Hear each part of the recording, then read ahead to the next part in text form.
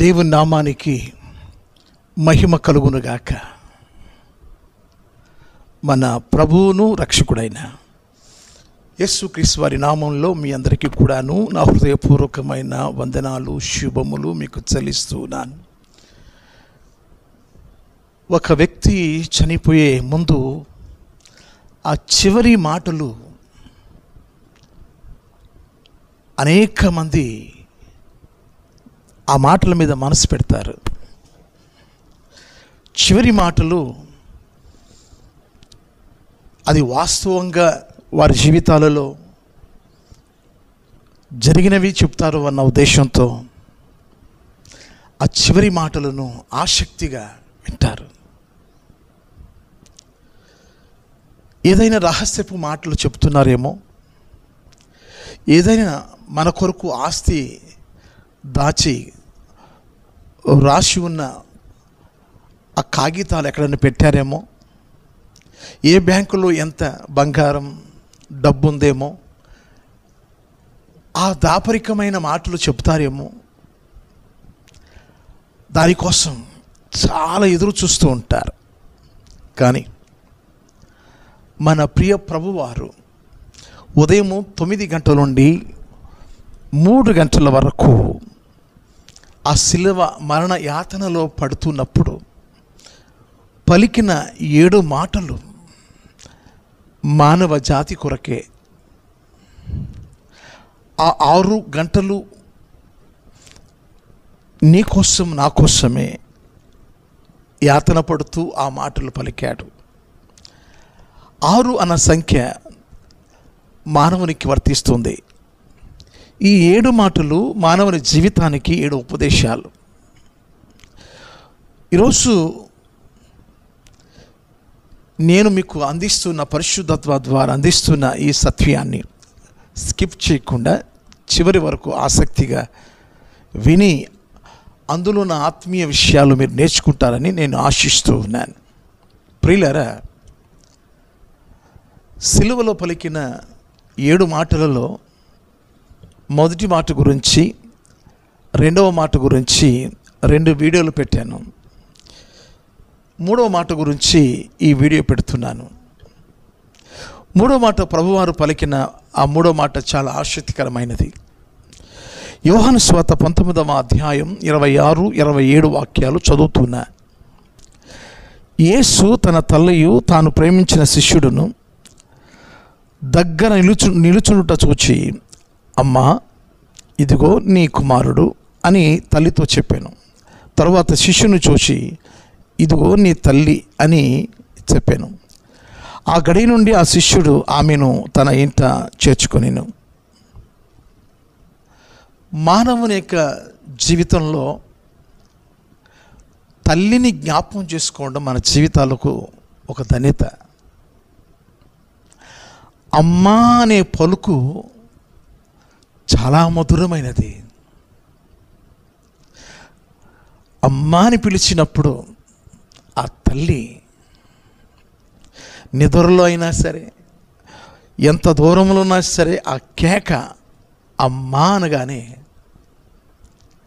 ఉలిక్కిపడి లేచి నా బిడ్డలు నన్ను పిలుస్తున్నారని వెతుకుతుంది.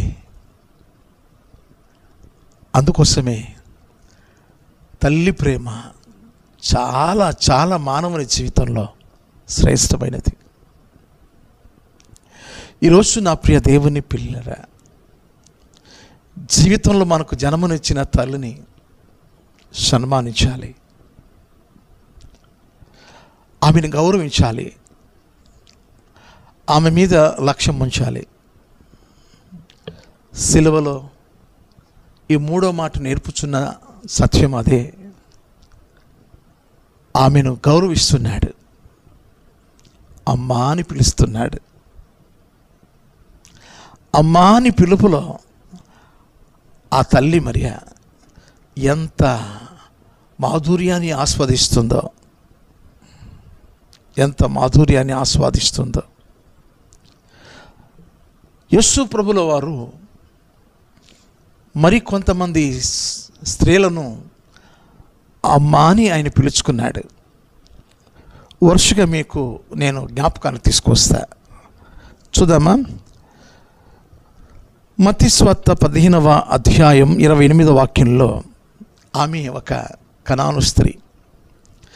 తన బిడ్డకు దురాత్మ పట్టినప్పుడు ఆమె వెంటాడుతుంది. ఎక్కడికి వెళితే అక్కడికి వెంటాడుతుంది, ప్రభువును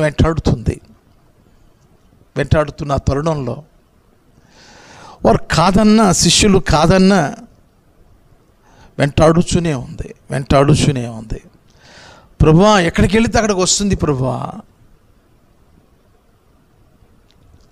ఆమె ఒక అన్య స్త్రీ, కానీ ఆమెకున్న విశ్వాసాన్ని చూశాడు ప్రభుల వారు. అప్పుడు ఆయన అన్నమాట, అందుకు అమ్మా, నీ విశ్వాసము గొప్పది. ఈరోజు ప్రభువారు పలికిన అమ్మా అనే ఆ మాట నేను మిమ్మల్ని అడుగుతున్నాను. మీ కన్న తల్లిని అమ్మా అని పిలుస్తున్నారా? చాలామంది పేర్లు పెట్టి పిలిచేవారు ఉన్నారు, నాకు తెలుసు. కొంతమంది భార్యని ఎలా పిలుస్తారో అలా తల్లిని పిలిచేవాళ్ళు ఉన్నారు. చాలామంది లెక్కలేని తనంతో తల్లిని మర్యాద లేని మాటలతో మాట్లాడుతూ ఉంటారు. ఈ మాటల్లో మనకు గుర్తు రావాలి, తల్లిని ఎలా గౌరవించాలో. అమ్మా అని ఆమెను పిలవాలి అనేది మనకు నేర్పిస్తున్నారు ప్రభువారు. దయచేసి మీ కన్న తల్లులను అమ్మా అని పిలుచుకోండి. తర్వాత రెండవ విషయాన్ని జ్ఞాపకానికి తీసుకొస్తూ ఉన్నాను. లూకాసు వార్త 13వ అధ్యాయం 12వ వాక్యంలో నడుము వంగిపోయిన ఒక స్త్రీని బాగు చేశాడు ప్రభుల వారు. ఆ నడుము దగ్గర దయ్యపు దురాత్మ శక్తి ఆవరించినప్పుడు ఆ దురాత్మను, దయ్యపు శక్తిని పోగొట్టిన తర్వాత ఆమెతో అన్నారు. యేసు ఆమెను చూచి రమ్మని పిలిచి, అమ్మా, నీ బలహీనత నుండి విడుదల పొంది ఉన్నావని ఆమెతో చెప్పాను. అమ్మా అని పిలిచాడు. మన కన్నతల్లినే కాదు, మనకంటే పెద్దవారు, అక్కయినైనా ఆంటీనైనా ఎవరినైనా స్త్రీమూర్తిని అమ్మా అని పిలవడం నేర్చుకోండి. స్త్రీలకు అమ్మా అని పిలిచినప్పుడు వారు తిరిగి మనలను ఎంత గౌరవిస్తారో తెలుసా, ఎంతగా ప్రేమిస్తారో తెలుసా. ఆ మాటలోనే ఉంది. నాలుక మంచిదైతే ఊరు మంచిది అంటే అమ్మా అని పిలిచినప్పుడు ఆ గ్రామస్తులు నిన్ను ఎంతగానో గౌరవిస్తారు, ప్రేమిస్తారు. మనకంటే వయసులో పెద్దగా ఉన్న స్త్రీలను మనం అమ్మా అని పిలవడం చాలా మంచిది. అక్క కావచ్చు, లేకపోతే ఎవరైనా కావచ్చు, అమ్మా అని పిలవడంలో తప్పు లేదు. మన తోబుట్టు అక్కయ్యలు ఉంటారు. ఇతర స్త్రీల గురించి చెప్తున్నాను నేను. ఇతర స్త్రీలను అమ్మా అని పిలవడం, ఆ మాట సంబోధించడం, అమ్మా అని సంబోధించడంలో ఉన్న ఆ ప్రేమ, ఆప్యాయతలు, ఎవరినైతే మనం అమ్మా అని పిలుస్తామో తిరిగి వారు ఎంతో ప్రేమ చూపుతారు. మూడో విషయాన్ని మీ ముందు పెడుతున్నాను. యోహాను సువార్త 4వ అధ్యాయం 2వ వాక్యం. సమరయ స్త్రీతో ఏమన్నారో చూడండి. అమ్మ, ఒక కాలము వచ్చుచున్నది, ఆ కాలమందు ఈ పర్వతం మీద నైనను యెరూషలేములో నైనను మీరు తండ్రిని ఆరాధింపరు. నా మాట నమ్మము, ఈమె ఒక వ్యభిచారి స్త్రీ. అయితే ఈమెను అమ్మా అని పిలుస్తున్నాడు. ఈమెను అమ్మా అని పిలుస్తున్నాడు. చాలామంది ఒకవేళ వ్యభిచారంలో ఎవరన్నా తప్పిదం చేస్తున్నప్పుడు ఆమెను అమ్మా అని పిలవడానికి మనసు రాదు, కానంటే పాపం చేస్తుంది కదా. అయినప్పటికీ ప్రభు ఆమెను పిలిచాడు, అమ్మా అని పిలిచాడు. ఈరోజు ఈ 3వ మాటలో దాగి ఉన్న ఈ పరమార్థం మనం నేర్చుకుందాం. గౌరవప్రదముగా మనం స్త్రీలను మనం గౌరవించాలి. అమ్మాని పిలుపుతో మనం అనేకులను గౌరవించాలి. తర్వాత 4వ విషయాన్ని మీ ముందు పెడుతున్నాను. యోహాను సువార్త 8వ అధ్యాయం 10-11 వాక్యాలు. పాపముతో పట్టుబడిన ఒక పాపపు స్త్రీ, ఆ స్త్రీతో ఎలా మాట్లాడుతున్నాడు చూడండి ప్రభుల వారు. యేసు తల ఎత్తి, అమ్మా, వారెక్కడ ఉన్నారు? ఎవరు నీకు శిక్ష విధింపలేదా అని అడిగినప్పుడు, అందుకు లేదు ప్రభువా అని చెప్పాను. అందుకు యేసు, నేనును నీకు శిక్ష విధింపను, నీవు వెళ్ళి ఇక పాపం చేయకము అని ఆమెతో చెప్పాను. రాళ్లతో కొట్టి చంపడానికి పాపం చేయుచున్న ఆ సమయంలో ఆమెను పట్టుకు తీసుకొచ్చారు. ప్రభు వార్త చెప్పాడు, మీలో పాపము లేని వారు మొదట ఆమె మీద రాయి వేయమని చెప్పాడు. రాళ్ళు కింద పడేశారు. కింద ఆ ఇసుక మీద ఆయన వేలుతో రాస్తున్నప్పుడు అది చదువుకొని వారి పాపాలు అక్కడ రాస్తున్నాడు ప్రభు. అది చూసి ఒకరికొకరు వెళ్ళిపోయారు. అమ్మా, ఎవరు నీకు శిక్ష విధింపలేదా? లేరా? వారు వెళ్ళిపోయారా? లేదు ప్రభువా. ఎవరు లేరు ప్రభువా. వారు శిక్ష విధింపలేదా? లేదు ప్రభు. నేను నీకు శిక్ష విధింపును, కానీ ఇక ఎప్పుడు కూడా నీవు పాపం చేయొద్దు. ఆ అమ్మ అనే ఆ పిలుపులోనే ఆమె జీవితము ధనికరంగా మారిపోయింది. 5వ సందర్భాన్ని మీ ముందు పెడుతున్నాను. యోహాను సువార్తలో 20వ అధ్యాయం 13వ వాక్యం 15వ వాక్యం 2 పర్యాయాలు యేసు ప్రభువారు ముత్తిందేయుడై అక్కడ ఉండగా ఆమె గుర్తుపట్టలేదు, మగ్దలేని మరియా. ఆమె ఏడుస్తూ ఉంటే యేసు, అమ్మ, ఎందుకు ఏడుస్తున్నావు? 2 పర్యాయాలు, అమ్మ ఎందుకు ఏడుస్తున్నావు? తోటమాలి అని అనుకొని, అయ్యా నీవైనా చెప్పు, ఇదిగో ఆ ప్రభువారిని ఎవరు తీసుకెళ్ళారో చెప్పు. అమ్మా అని ఆ మాటతో ఎందుకు ఏడుస్తున్నావమ్మా? ఈరోజు ప్రియ దేవుని పిల్లరా, మరియతో కలిపి 6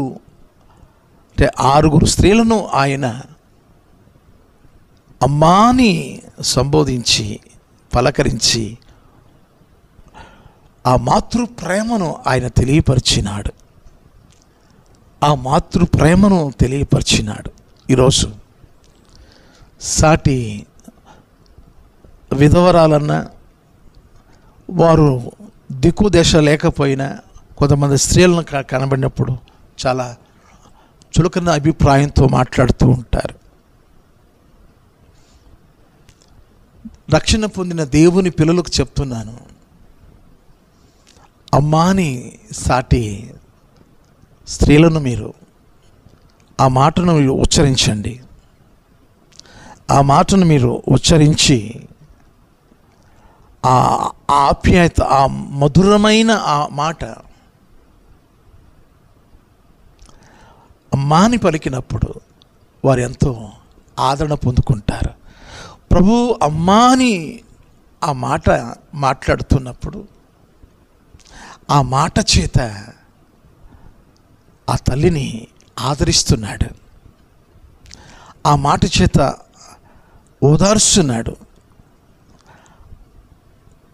అక్కడ దగ్గర సిలువ దగ్గర ఉన్న తల్లిని చూచి, అమ్మ ఇదిగో నీ కుమారుడు అంటే,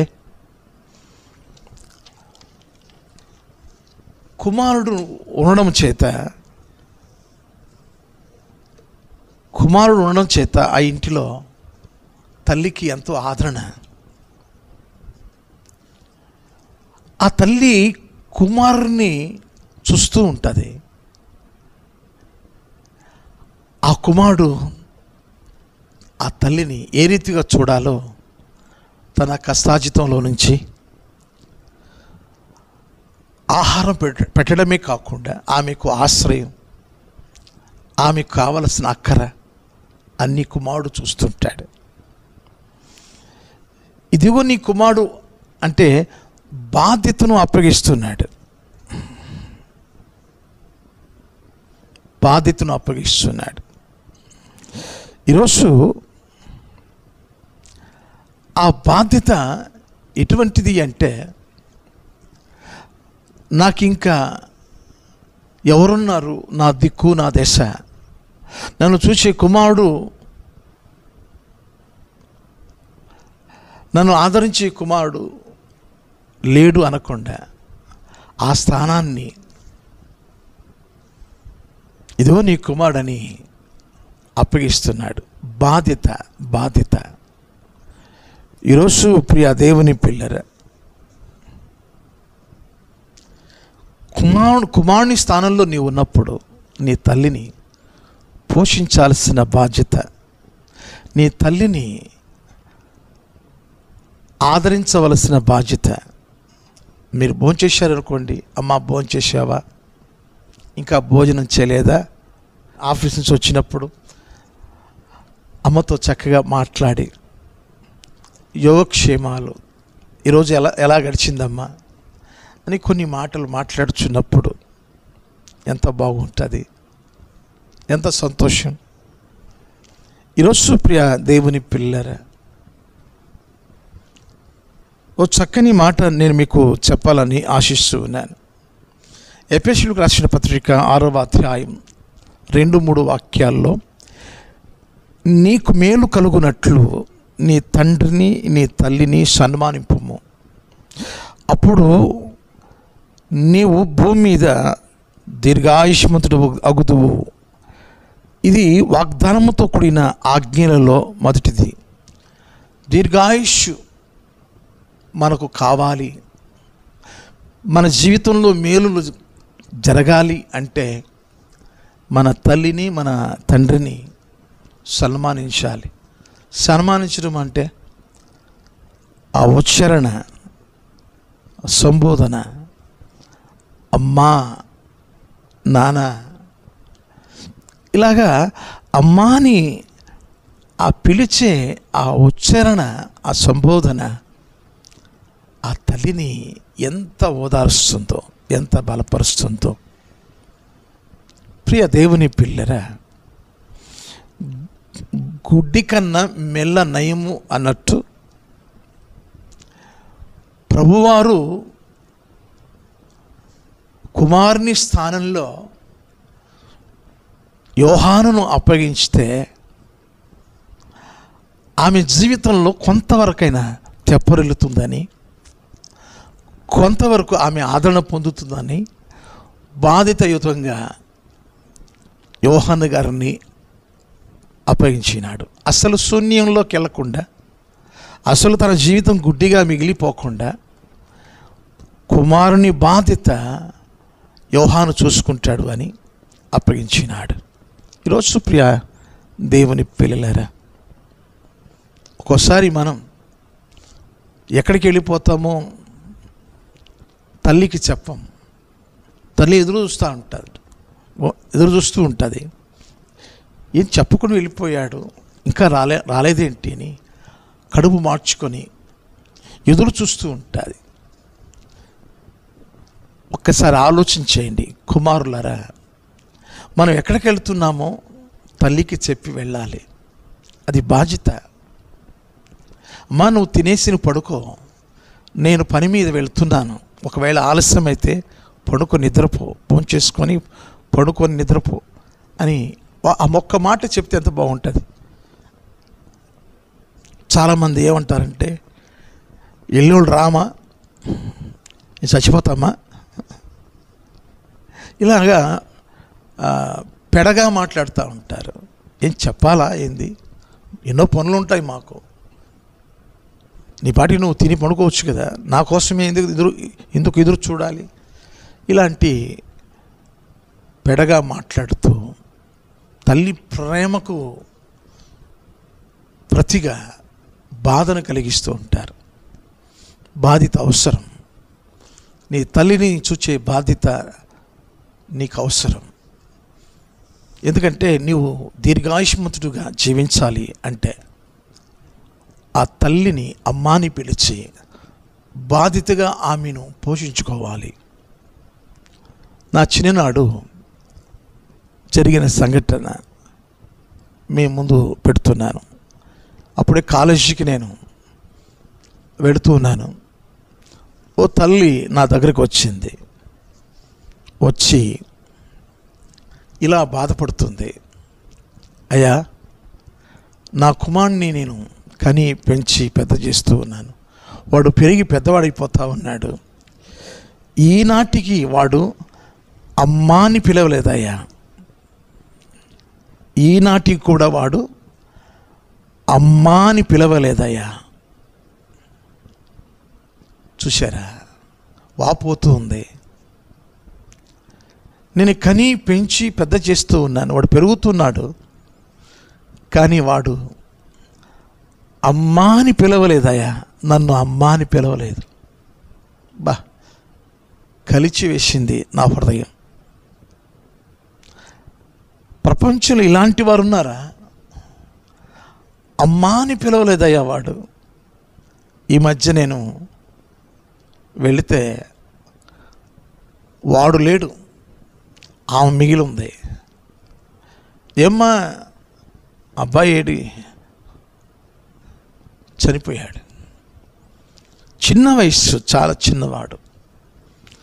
అందుకోసమే తల్లిని బాధ పెట్టకూడదు. నీవు దీర్ఘాయుష్షు కలిగి నువ్వు జీవించాలి అంటే, భూమి మీద నువ్వు కొంతకాలం బతకాలి అంటే తల్లిని తండ్రిని సన్మానించాలి. సన్మానించడము అంటే గౌరవంగా పిలవడం, మంచిగా ప్రేమతో ఆమెను పలకరించడం మంచిది ప్రియులారా. కనుక విదేశాల్లో చాలామంది బిడ్డలు ఉన్నారు. విదేశాల్లో పెద్ద పెద్ద ఉద్యోగాలు చేస్తున్నారు. ఉద్యోగాలు చేసి డబ్బును పంపిస్తూ ఉంటారు. కానీ ఆ డబ్బు వారికి ప్రేమను అందించదు. తల్లిదండ్రులకు డబ్బును పంపిస్తారు కానీ ప్రేమను పంచలేరు, ప్రేమను పంపలేరు.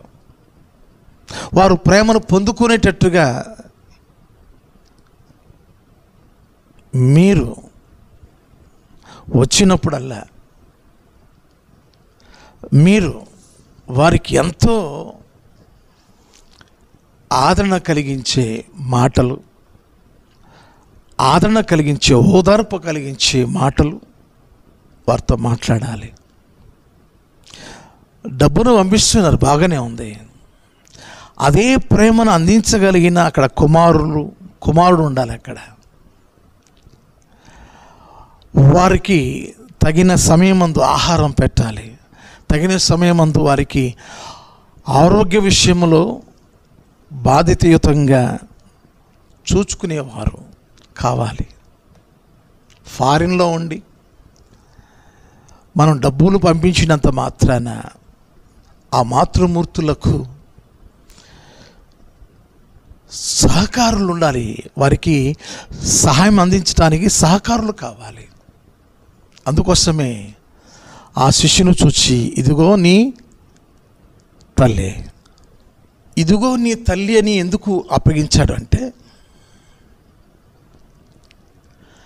అక్కడ నుండి నువ్వు ఒక సహకారిగా ఆమె అవసరతలు, ఆమె పొందుకోవలసిన ఓదార్పు, ఆదరణ నువ్వు అందించాలి. అప్పుడు వెంటనే జరిగిన సంగతి ఏంటంటే, ఆ గడి నుండి ఆ శిష్యుడు ఆమెను తన ఇంట చేర్చుకొనేను. ఆ గడి నుండి ఆ శిష్యుడు ఆమెను తన ఇంట చేర్చుకొనేను. ఈరోజు ఈ మాటలు వింటున్న నా ప్రియమైన కుమారులు, ప్రేమతో మరొకసారి చెప్తున్నాను, తల్లి ఎప్పుడు కూడా బిడ్డల దగ్గర ఉండాలని, బిడ్డల దగ్గర ఆ ప్రేమను పొందుకోవాలని ఎదురు చూస్తూ ఉంటుంది. తల్లి నీకు పాలు ఇచ్చింది.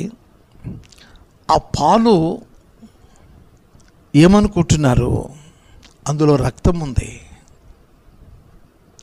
10 చుక్కల పాలు ఒక బొట్టు రక్తం పడుతుంది. ఎన్ని చుక్కలు తాగి ఉంటాం మనం? తల్లి పాలు త్రాగి రొమ్ము కొడుతున్నారా అని అప్పుడప్పుడు పెద్దలు మాట్లాడుతుంటారు. అందుకోసమే నీవు భూమి మీద దీర్ఘాయుష్మంతుడిగా జీవించాలి అంటే నీ తల్లిని, నీ తండ్రిని సన్మానించాలి. నీ తల్లిని, తండ్రిని సన్మానిస్తే నీకు మేలు జరుగుతుంది, నీకు దీర్ఘాయువు కలుగుతుంది. మంచిది ప్రియులారా. ఈ 3వ మాటలు దాగి ఉన్న ఈ పరమ సత్యాలు మీరు విన్న తర్వాత తల్లితో ఎలా మనం నడుచుకోవాలో, తల్లి ఎదుట మనం ఎలా ప్రవర్తించాలో ప్రభువారు సిలువలో మనకు నేర్పించారు. ఆయన ఆ మాట ద్వారా ఆదరించాడు, ఓదార్చాడు, బలపరిచాడు. బాధ్యతను అక్కడ నెరవేర్చాడు. కుమారుని బాధ్యత నెరవేర్చినాడు. ఈరోజు మనము కూడా మన కన్న తల్లికి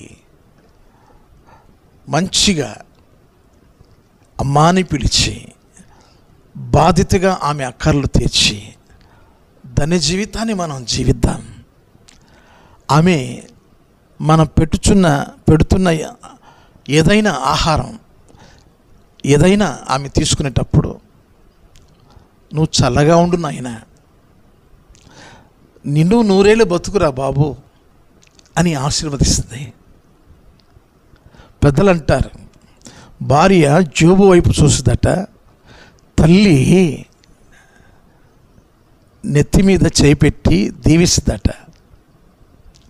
నెత్తి మీద చేయి పెట్టాలని ఆశిస్తుందట, దీవించాలని. ఒకసారి ఆలోచన చేయండి.